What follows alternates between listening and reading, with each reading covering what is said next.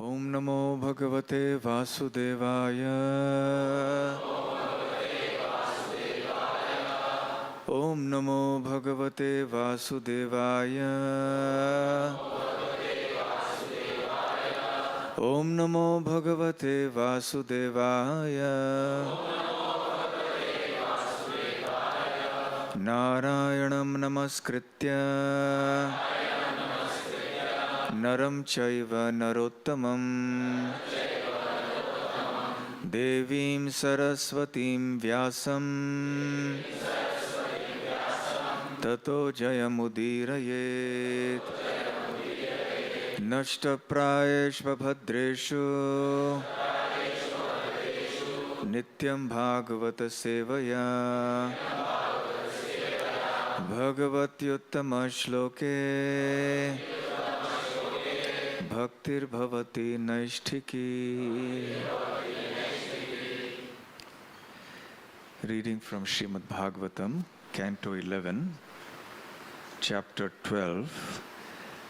Chapter is titled Beyond Renunciation and Knowledge. Text 13. So 11, 12, 13.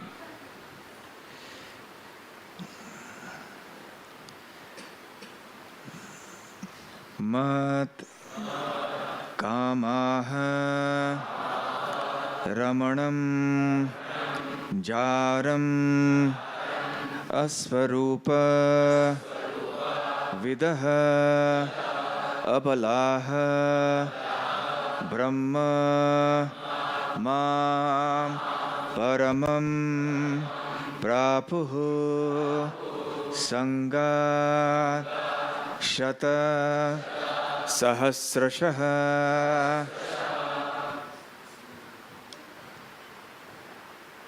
Matkama Ramanam Jaram Asvarupa Vido Balaha Brahmamam Paramam Prapuhu Sangachata Sahasrashaha Matkama Ramanam Jaram Asvarupa Vido Balaha Brahmamam Paramam Prapuhu Sangachata Sahasrashaha Matkama Ramanam Jaram Asvarupa Vido Balaha Brahmamam Paramam Prapuhu Sangachata Sahasrashaha Mat Me Kamaha Those who desired Ramanam a charming lover Jaram the lover of another's wife Asvarupa Vidaha Vidaha not knowing my actual situation. Abalaha, women. Brahma, the absolute. Mam, me. Paramam, supreme. Prapuho, they achieved. Sangat, by association. Shata Sahasrashaha, by hundreds of thousands. Translation. All those hundreds of thousands of gopis, understanding me to be their most charming lover and ardently desiring me in that way, were unaware of my actual position. Yet, by intimately associating with me, the gopis attained me, the supreme absolute truth. Purport. The words asvarupa vidaha, not understanding my actual position or form, indicate that the lovely gopis were so completely absorbed in conjugal love for Lord Krishna that they were not aware of the Lord's unlimited potencies as the Supreme Personality of Godhead. Srila Vishwanath Chakravarti Thakur explains this and other meanings of the word asvarupa vidaha. In Sanskrit, the word vid also means to acquire. Thus, asvarupa vidaha indicates that the gopis, like other pure devotees of the Lord, were not interested in achieving sarupya mukti, the liberation of acquiring a bodily form similar to the Lord's. Were the gopis to obtain a bodily form like the Lord's, how could the Lord execute his conjugal pastimes of dancing with the gopis and embracing them? Since the gopis had realized their eternal spiritual forms as servitors of the Lord, the word Swarup also may indicate their own spiritual bodies. And thus Asvarupa Vidaha means that the gopis never thought, as materialists do, of their own bodily beauty. Although the gopis are the most beautiful girls in the Lord's creation, they never thought of their own bodies, but rather were always meditating on the transcendental body of Lord Krishna. Although we cannot imitate the gopis' exalted conjugal feelings, we can follow their superb example of practical Krishna consciousness. They naturally took shelter of Lord Krishna and achieved the highest perfection of life. Please repeat the translation. All those hundreds of thousands of gopis,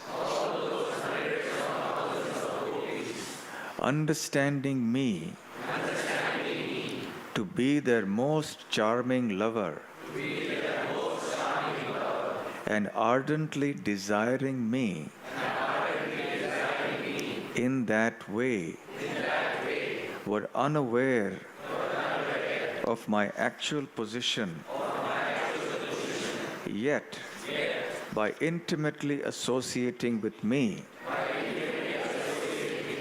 the gopis attained me, the supreme absolute truth.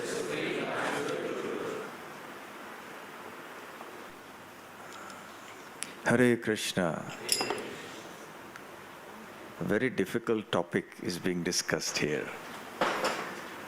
The topic of the gopis and Krishna. This is a part of the Uddhav Gita. This is chapter 12. Almost for 23 chapters, Sri Krishna instructs Uddhava on various topics. And in this chapter, he is specifically speaking about two topics. First, the importance of the association of devotees. And second, which is the section which has started just now, just before this verse, is the super excellent devotion of the gopis of Vrindavan. Ramya Kachidupasana Vrajavadhu Vargena Ya Kalpita. Sri Chaitanya Mahaprabhu considered the love of the gopis of Vrindavan for Krishna as being the topmost. No one in all of creation, material or spiritual, can love Krishna in the same way that the gopis do. It is incomparable, unparalleled, one without a second. Therefore, all devotees of Krishna consider the gopis to be most worshipable. There is no question of any tinge of materialism in the relationship between the gopis and Krishna. However, because in general people are not very well acquainted with the principles of devotional service, especially the mood of Vrindavan. Therefore, the topics of the relationship of the gopis with Krishna and such pastimes, they are the subject of much controversy and misunderstanding. So many people today in India would criticize Krishna because of his relationship with the gopis. Can we switch off this fan, please? Already air conditioning has started, so no need for fans now. So it is a subject of much controversy. People misunderstand and they criticize Krishna. Why do they criticize Krishna? Because they try to superimpose on Krishna, who is the Supreme Personality of Godhead, their own conceptions of morality, their own experience of this world, and therefore they think that because it is not right or moral for them as human beings to do such things, like one man dancing with many girls, they think that this idea should also apply to the Supreme Lord. But because they do not understand devotional service, they do not understand Krishna, they do not understand the gopis, therefore they speak like this. So Krishna has felt it fit to speak as part of the Uddhav Gita on this important topic.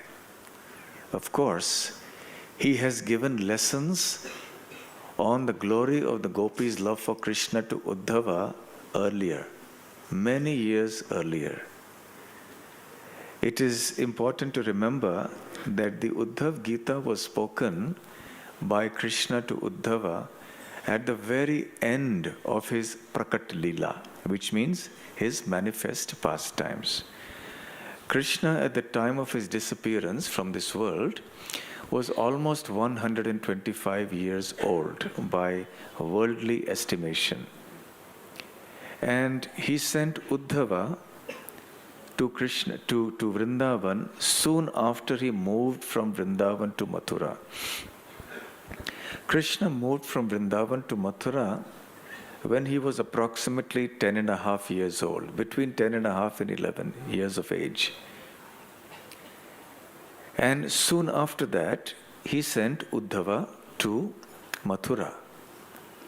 So more than 100 years had elapsed from the time that he had given the first lesson.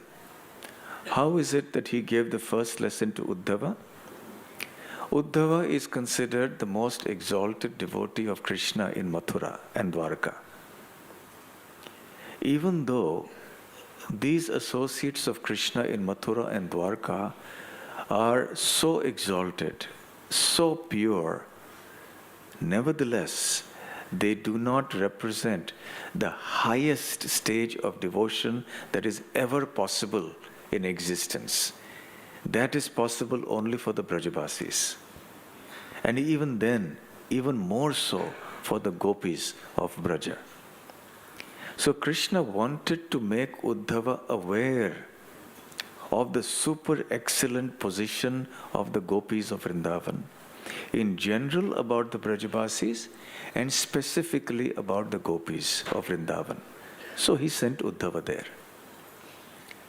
Another reason for his sending Uddhava there was that not only did he want Uddhava to learn about this, he wanted Uddhava to come and speak about this to the residents of Mathura and Dwarka so that they also should become aware of the glory of the gopis and the Brajavasis in general. And even more so, through Uddhava, he wanted to broadcast the glories of the Brajabasis and especially the gopis to the whole world. And indeed, what a lesson Uddhava learnt when he went to Vrindavan. He was astounded, spellbound to see the exalted nature of the gopis of Vrindavan, and especially that of Srimati Radharani. So Uddhava already was aware now of the glories of the gopis after having visited Vrindavan. And he was so struck with wonder, and he was so deeply impressed and touched by the love of the gopis for Vrindavan that he did not pray to go back to Godhead, to the spiritual world. He prayed to take a birth in Vrindavan. Vrindavan, of course, is manifested by Krishna also in the material world when he appears. Uddhava wanted to appear as a blade of grass or a clump of grass. He did not feel himself qualified to ask Krishna for a birth as a gopi. That would be too much to ask for. Uddhava, in his humility, was thinking, the gopis are so high. How can I even think of praying that I should become a gopi? How can I be so impudent, so audacious as to ask such a thing? What am I worthy of?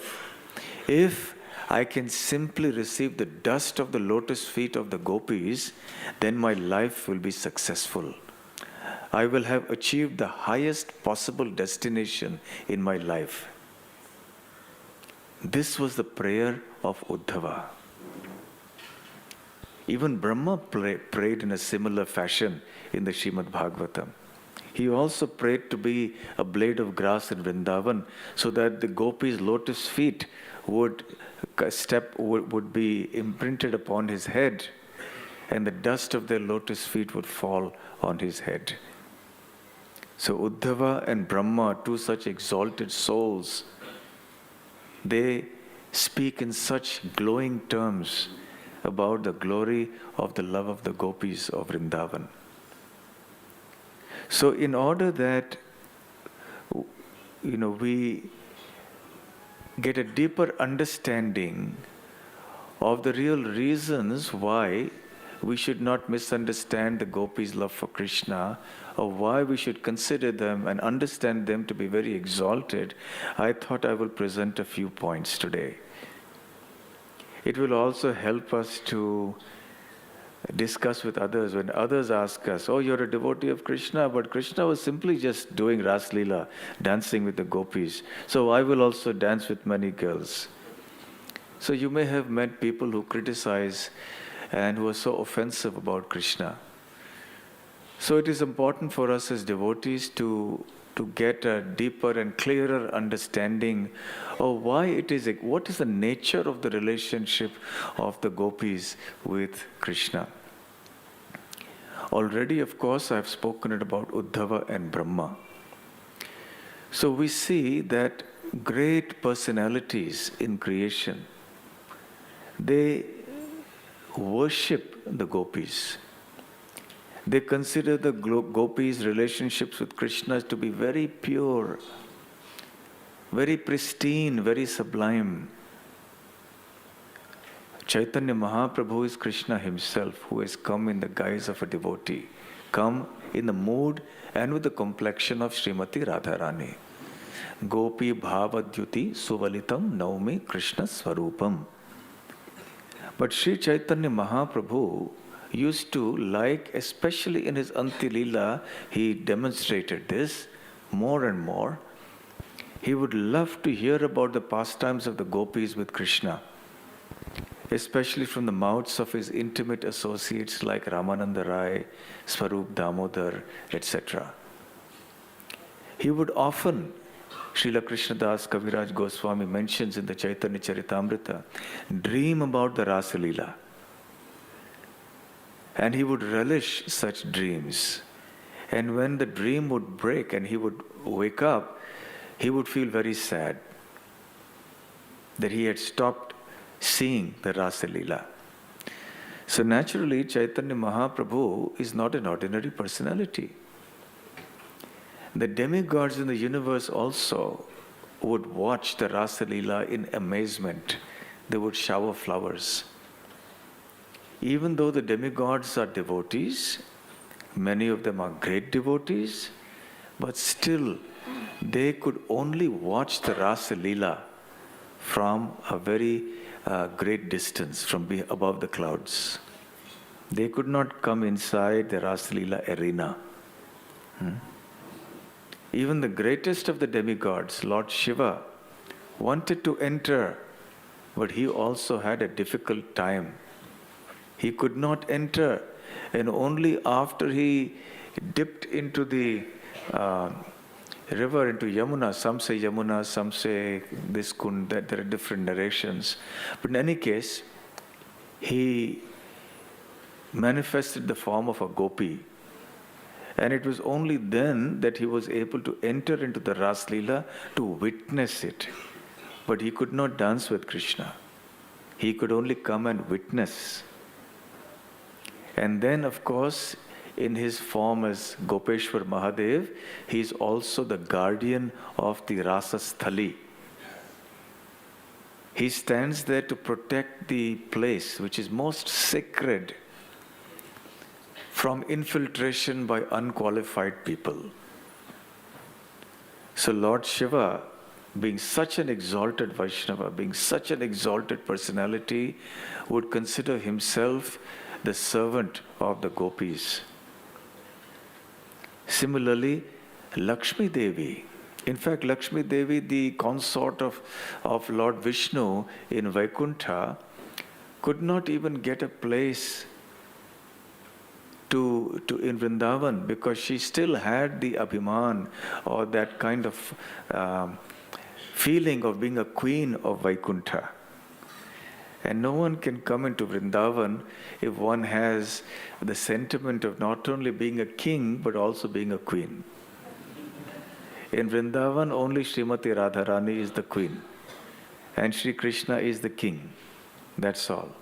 Anyone who comes in with the sentiment of being a king or a queen will not be allowed in Vrindavan. So Lakshmi Devi has been performing austerities for a long time.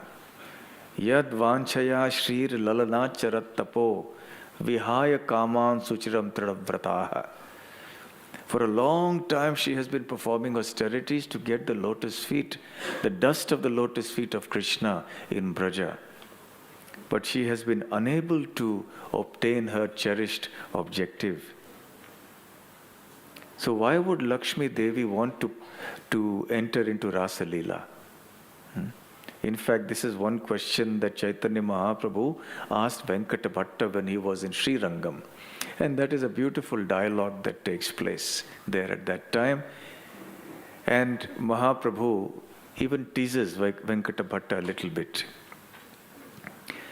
He establishes the super excellent position of the gopis in this dialogue with Venkata Bhatta. Narad Muni, the associate, eternal associate of Lord Krishna, also wanted to come and participate in the Rasa Leela. He wanted to come and see what this wonderful pastime was like. But he also had to change his form by dipping in the Kusum Sarovar. And then he became Naradiya Gopi. And then he was able to witness these pastimes. Actually, one Acharya has commented that when Narad Muni was cursed by Daksha, because he made all his sons brahmacharis, that he would never stay at one place in the material world. He would constantly be roaming. Then Krishna advised Narada, you go and stay in Braja. Even though Daksha had cursed Narada, but Krishna is the Lord of Narada. So he told Narada, you go and stay in Braja, because Braj is not a part of the material world. So the curse of Daksha that you will not be able to stay in one place applies to the material world. But since Braj is outside the world, the material world, it is my abode, therefore you go and stay there. So Narad Muni went there and he got the form of a gopi, and it is said he also went to Govardhan and then composed his Narada Bhakti Sutra. So in any case, Narad Muni also is a great personality who appreciates the position of the gopis. So many of our great sannyasis in the Vaishnava Sampradayas, starting with Madhvacharya, Ramanujacharya, Nimbarkacharya, etc., they have glorified the gopis' love for Krishna. They also consider these pastimes to be worshipable. Why would sannyasis who have given up all association with women, especially such exalted sannyasis and acharyas, why would they worship such pastimes? If it were an ordinary mundane relationship between a man and a woman of this world.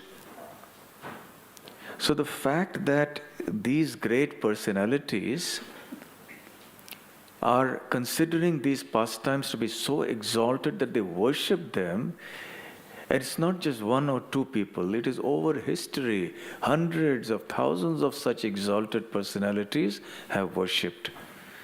And these are all knowledgeable people who have deep knowledge of the scriptures, who have controlled their senses completely, who have pure intelligence, who have very exalted spiritual realization. Why would these people view the dealings of the gopis with Krishna as so high? So therefore it means that these activities are very, very pure and spiritual. Even the 6 Goswamis of Vrindavan, Gopi Bhava Rasamritabd Lahari Kallol Magno Muhur Vande Rupa Sanatana Raghuyugo Sri Jiva Gopalako. So we hear that the 6 Goswamis of Vrindavan were always merged in the ocean, ecstatic ocean of the gopis' love for Krishna. And they repeatedly bathed in the waves of that ocean. Now, why would they do this? They were such strict renunciants. We can hardly find renunciants like the 6 Goswamis. It is not possible for anyone to imitate their kind of renunciation. So such renunciants, such celibates, used to swim in the ocean of the gopis' love for Krishna. Why would they do this unless it was completely transcendental, completely spiritual? So this is the first reason why we should accept that the dealings of gopis with Krishna is not something material and definitely not worthy of our criticism and misunderstanding. In fact, it is by exhibiting such pastimes that Krishna wants to purify our hearts. It is by such pastimes that Krishna wants to attract us to Him. We have had the Janmashtami festival some days ago, and I was repeatedly citing this one verse which is so important for us. It is from the 33rd chapter of the 10th canto of Srimad Bhagavatam, where Shukadev Goswami says, Anugrahaya bhaktanam manusham deham asthitaha bhajate tadrashi krida yah shrutva tatparo bhavet. The meaning of this verse is that the Supreme Lord Sri Krishna descends into this world for the sake of giving anugraha or mercy to the devotees, anugrahaya bhaktanam. And he descends in a human-like form, manusham deham asthitaha. It is only human-like. Krishna is never human. Even though he may appear in the human species and mingle with ordinary human beings as if he were also an ordinary human being, but the fact remains that he is eternally, even when he advents in the material world, the Supreme Personality of Godhead. So he performs all these beautiful pastimes. Bhajate tadrashi krida. Krida means the activities of pastimes. Bhajate, he enjoys them. And when we, yah shrutva, whoever hears about them, immediately will become devoted to him. Yah shrutva tat paro bhavet. He becomes tat paraha, he becomes a devotee of the Lord. So how can one become a devotee of the Lord? By hearing of such pastimes if it were not spiritual?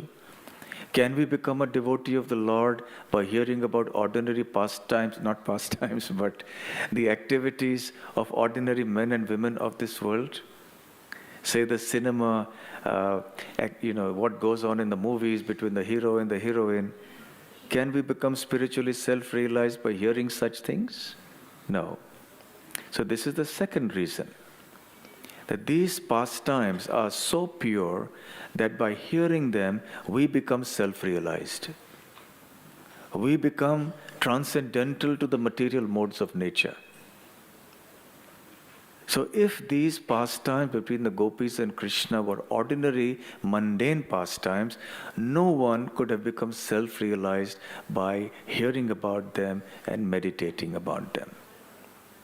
Of course, it must be mentioned that such pastimes being very, very advanced, very pure, and very liable to be misunderstood, especially by those who are in the clutches of the three modes of material nature, therefore they must be heard only from the mouths of advanced devotees, and they must be heard only when one is very advanced oneself. Srila Prabhupada cautions us that one should not hear about these esoteric pastimes in detail unless one is very advanced.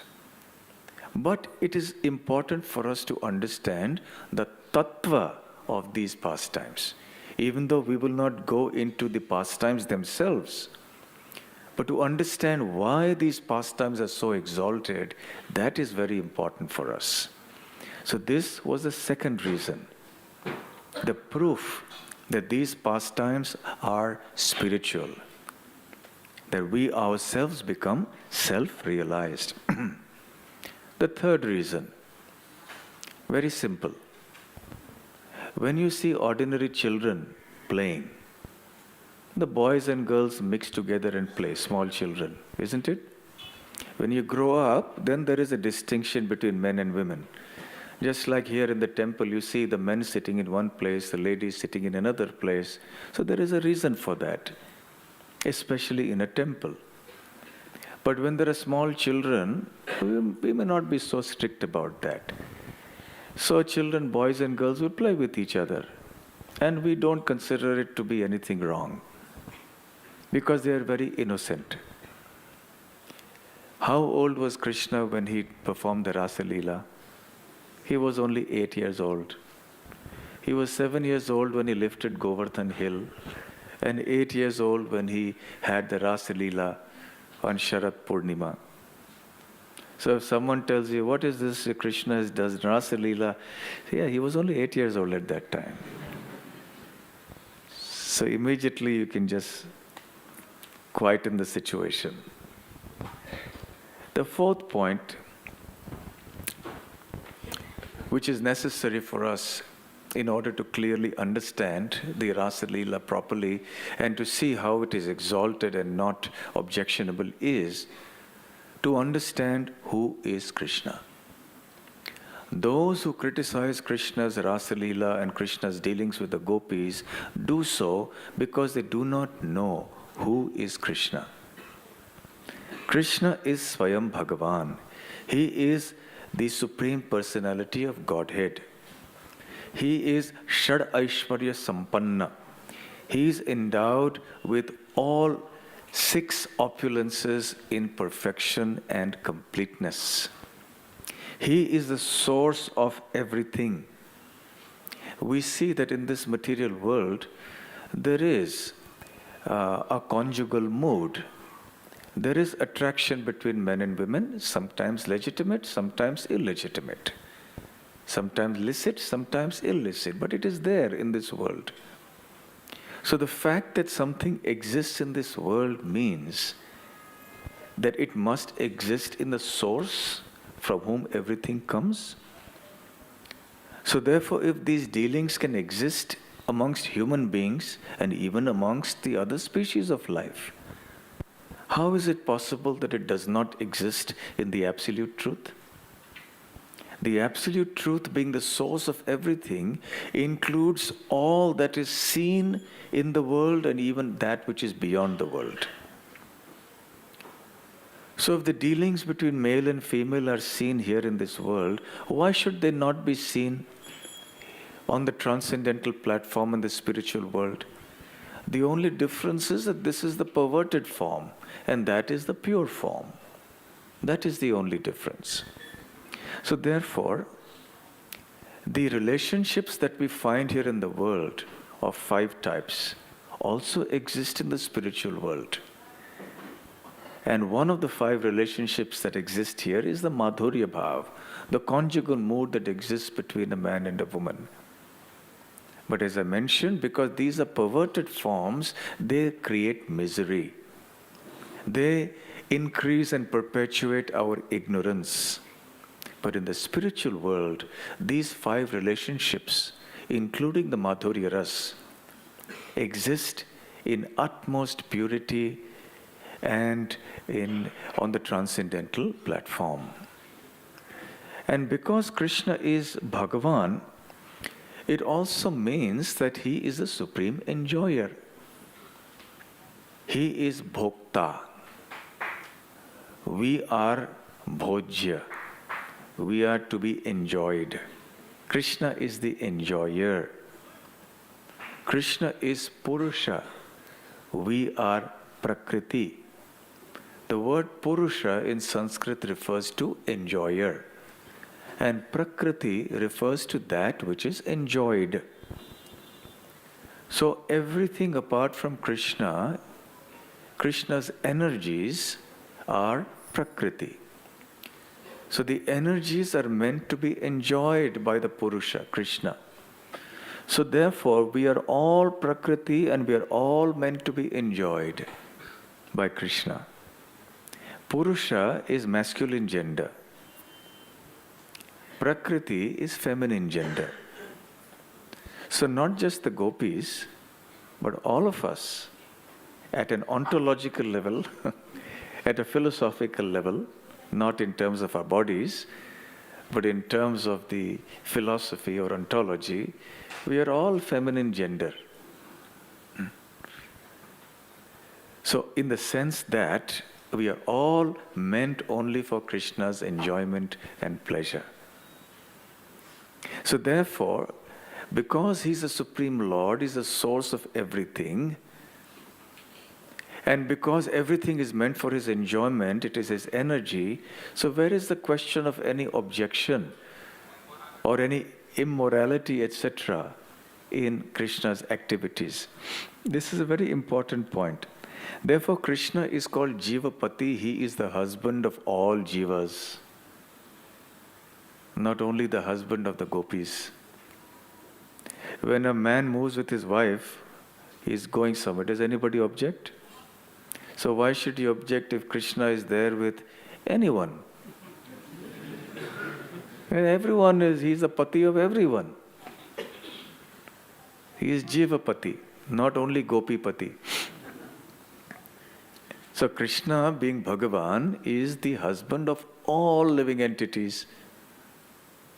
And therefore, if he is enjoying the Rasalila pastimes or some other pastimes with the gopis, where is the objection? Where is the problem? In the Jaiva Dharma, it is also explained that in the material world, one jiva tries to enjoy another jiva. That is the problem. And this is opposed to the fundamental tattva or the principle that it is only Krishna who is the enjoyer. And we are the enjoyed. So, in the material world, this principle is violated by the conditioned living entities, where one entity wants to enjoy another entity. But Krishna is not enjoying any other entity. There's nothing, no other for Krishna. There is nothing separate from Krishna. There is nothing independent of Krishna. There is nothing outside of Krishna.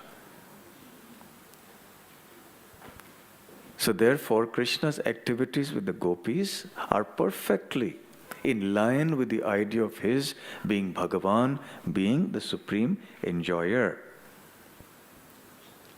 Also, we need to keep in mind that the gopis had prayed to Katyayani. They had performed the Katyayani Vrata to get Krishna as their husband. So Krishna fulfilled their desire. He had also made the promise to them when he had stolen their clothes, the Vastraharan Leela. So Krishna became their husband. And because he's the Lord of everyone, he's the husband of everyone, so his various types of pastimes with the gopis are not in any way objectionable. The next point we need to understand after understanding who is Krishna is who are the gopis. Because understanding Krishna is only one part of the equation. The other part is the participants in Krishna's pastimes. It is the gopis. So the gopis, it is explained in the Srimad Bhagavatam, and the acharyas have commented significantly on this, are all liberated souls. They had spiritual bodies. They are a manifestation of the internal spiritual energy of Krishna. Their bodies are not made of the external material energy. Krishna has no business enjoying the material energy. He doesn't do that. It is only the conditioned living entities who try to exploit the resources of material nature for their enjoyment. And this leads to misery. But Krishna does not sport with the material energy. He sports and enjoys only with his internal potency. In this world, we see that it is natural for someone in a male body to be attracted to someone in a female body. This attraction of the female for the male is something that is natural in this world. Of course, because it is on the bodily platform, this kind of bodily attraction is unnatural for the soul. But in the material world, we find this happening. So where is this coming from? It is coming from Krishna, who is a supreme male. Therefore, he also wants to be attracted to the supreme female and to many females. Therefore, what can he do? Who is there apart from him? He is the only one who exists. So therefore, what does he do? If he wants to enjoy with any female, if he wants to be attracted to any female, he has to create those females. So he creates the gopis.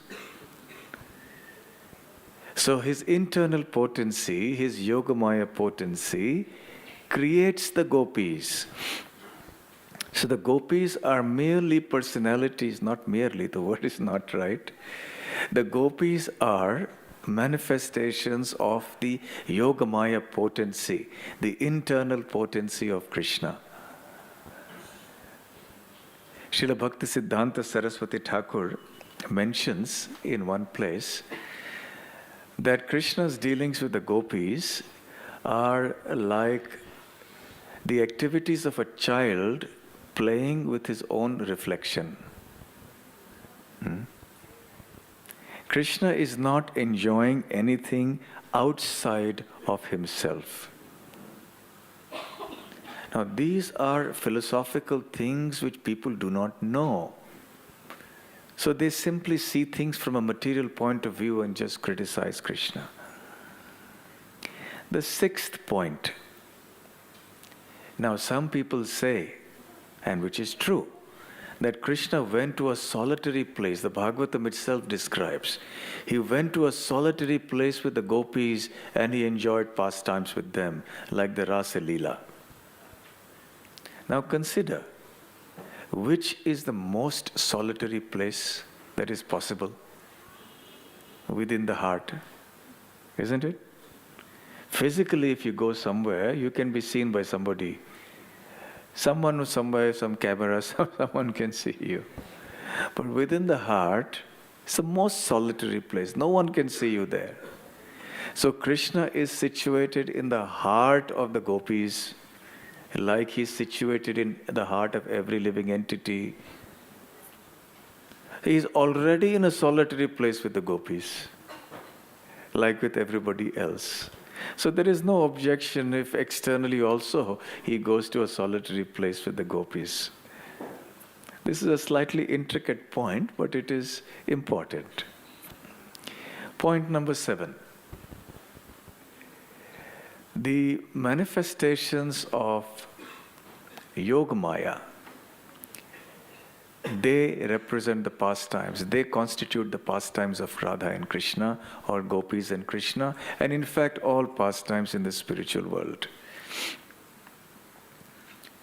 The activities in the material world by conditioned living entities are under the jurisdiction of Mahamaya.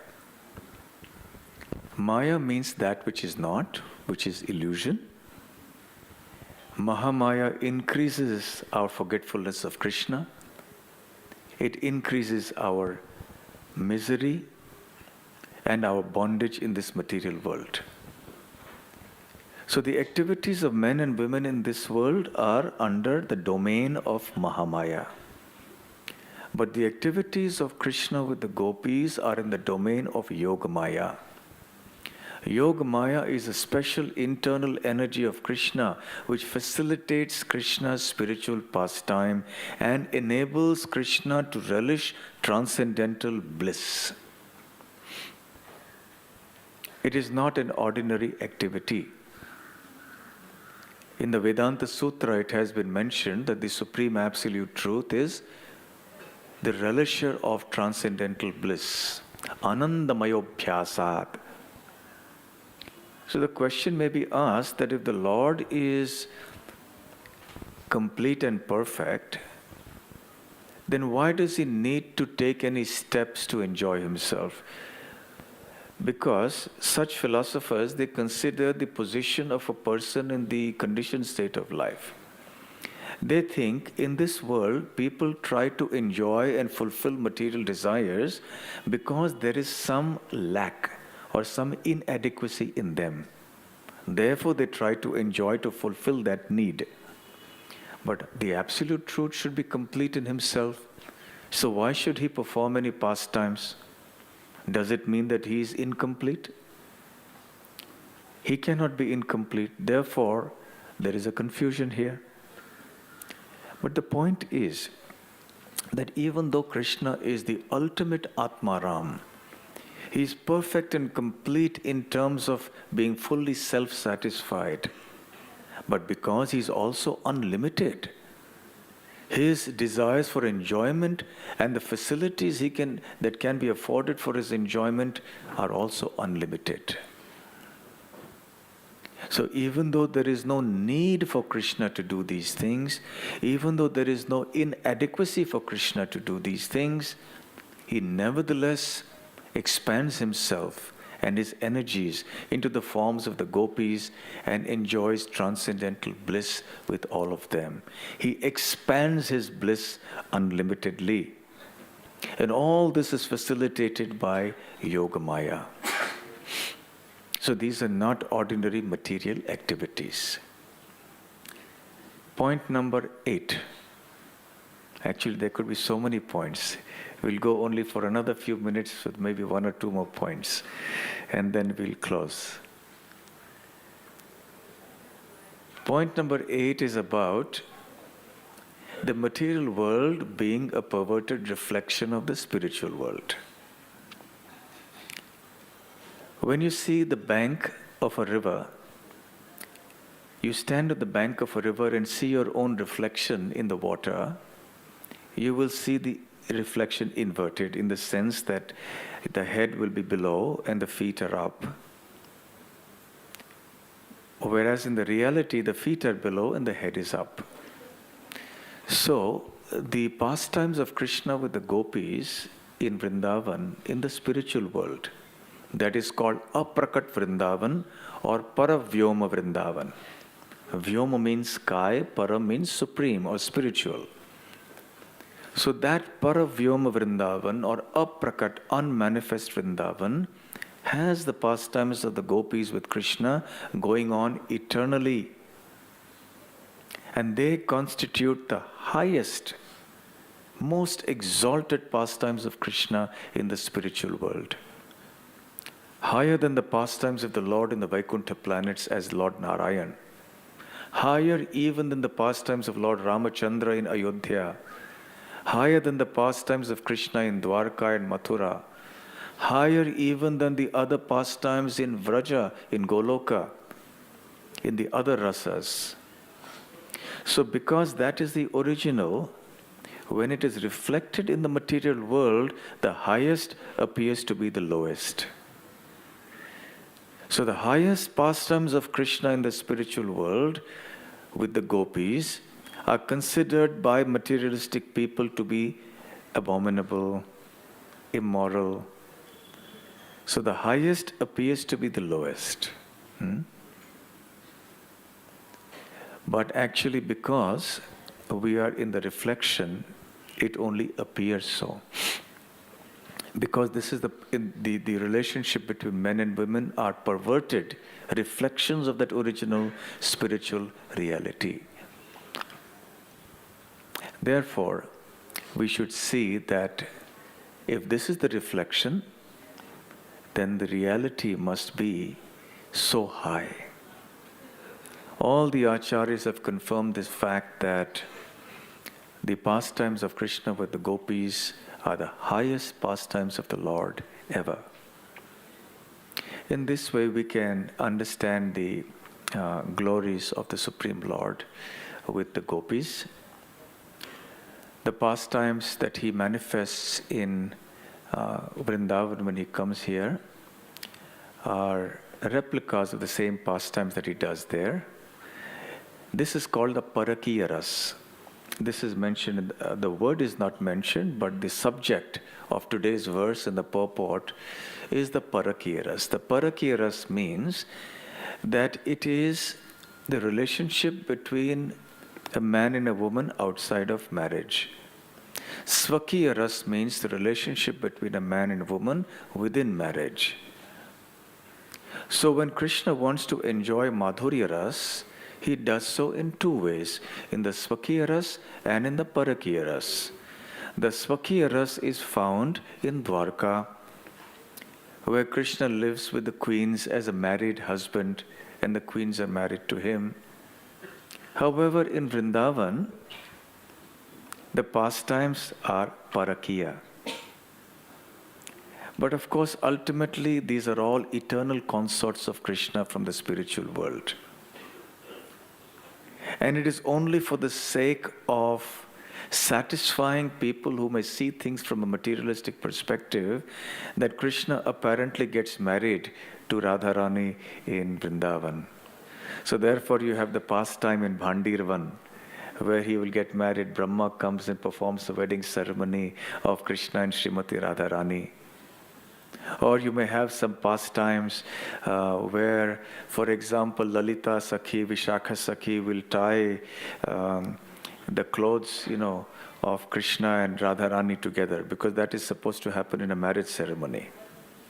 When the groom and the bridegroom, they go around the fire, their clothes are supposed to be tied in a knot. In fact, near Govardhan, there is a place called Ganthuli. Ganthuli comes from the word Gant. Gant means knot.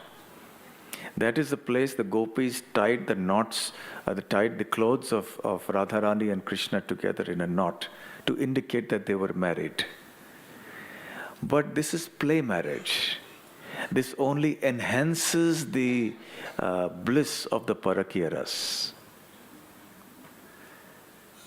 So these are things that our acharyas are explaining.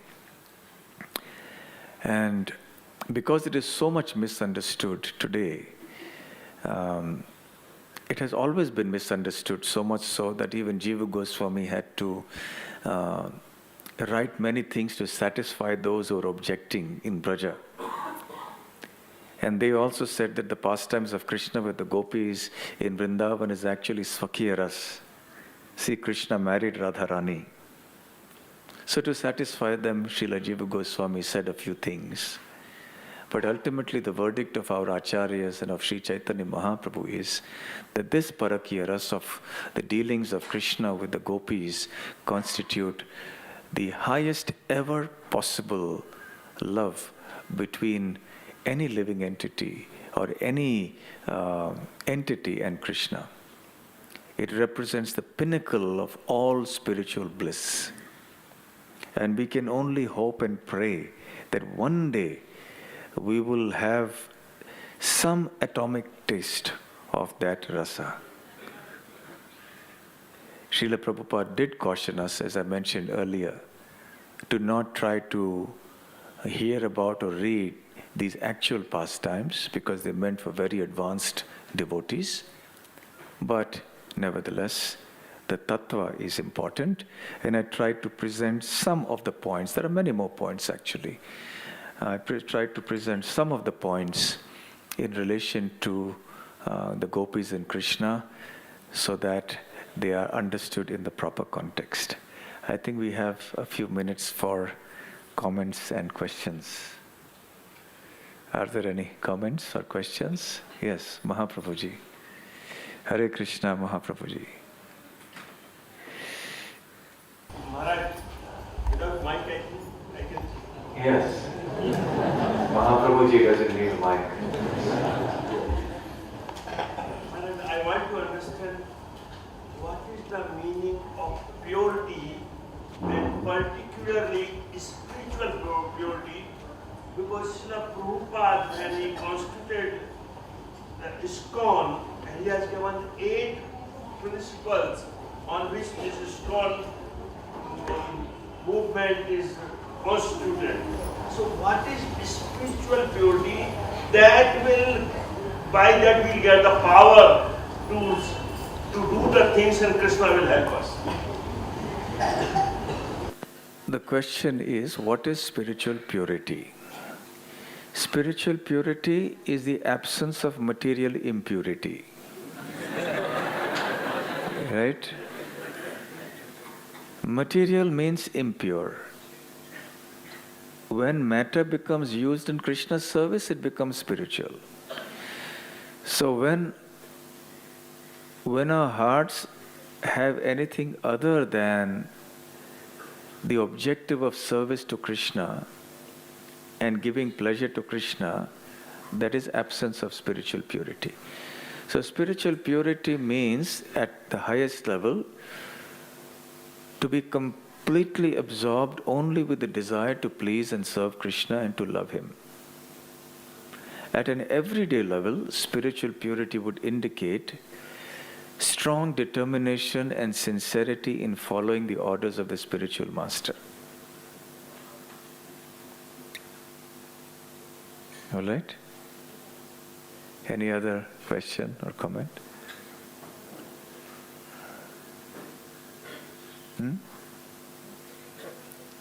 Raise your hand so we can see who wants to ask. Yes.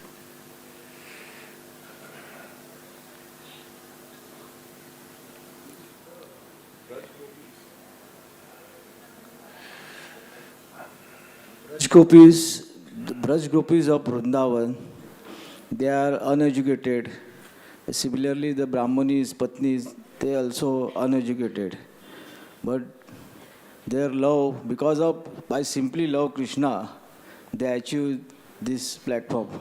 We are also not initiated devotee. We didn't get Diksha.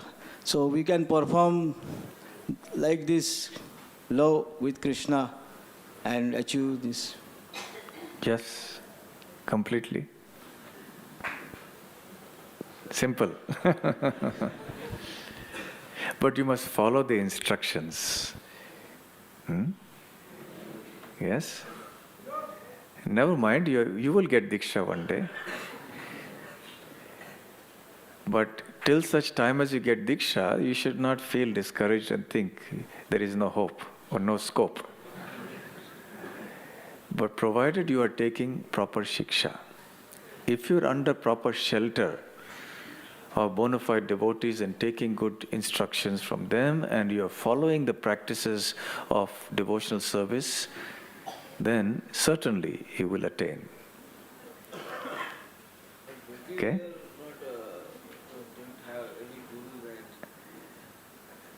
Your question is the gopis didn't have any gurus.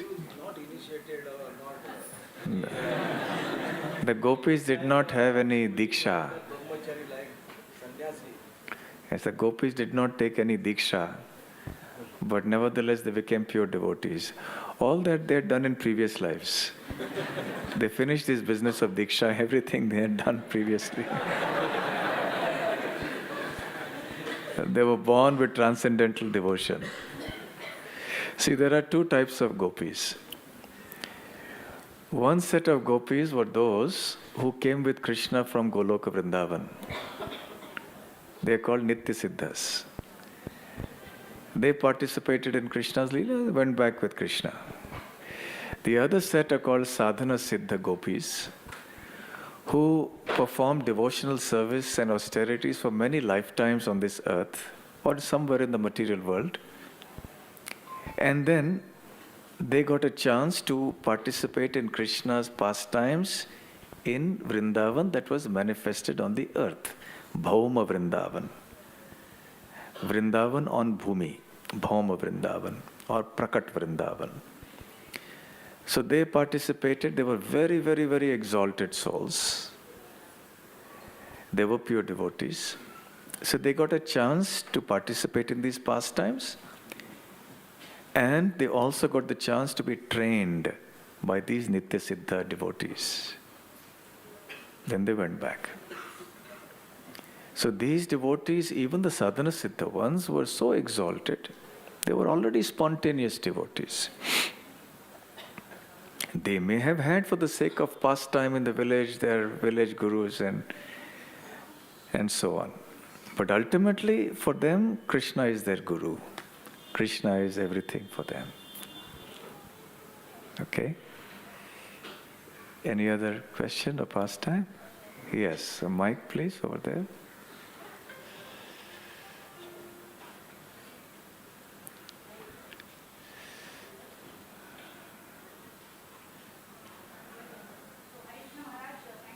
The mic is coming up, I think.